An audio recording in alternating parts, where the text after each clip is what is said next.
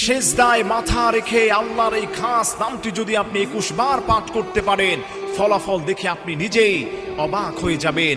আল্লাহর কোনো গোলাম যদি নামাজের সেজদায় অথবা নামাজ শেষ করার পরে আল্লাহ রব্বুল আলামিনের কুদরতি কদমে সেজদা দিয়ে 21 বার যদি কেউ আল্লাহর এই খাস নামটি পড়তে পারে, মুহাদ্দিসিনে কেরাম ব্যাখ্যা করেছেন আল্লাহ ওই গোলামের সব দোয়াগুলোকে কবুল করে নেবেন। সেই দোয়াটি হলো ইয়া আরহামার রাহিমিন, ইয়া আরহামার রাহিমিন।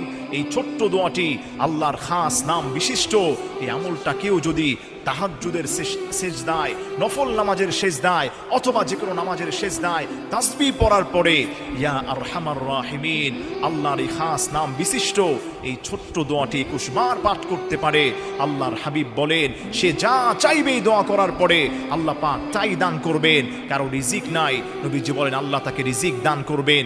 পেরেশানিতে আছে, আল্লাহ তার পেরেশানি দূর করবেন। কেউ ঝামেলায় আছে, আল্লাহ তার ঝামেলা থেকে মুক্ত করে দিবেন। যে কোনো ঝামেলা, বিপদ, মুসিবতে কেউ যদি আমলটা করতে পারে, আল্লাহ রব্বুল ইজ্জাত ওয়াল জালাল তার গায়েব থেকে তাকে মুহূর্তের মধ্যেই আল্লাহ পাক সাহায্য করবে। সেজদায় মাথা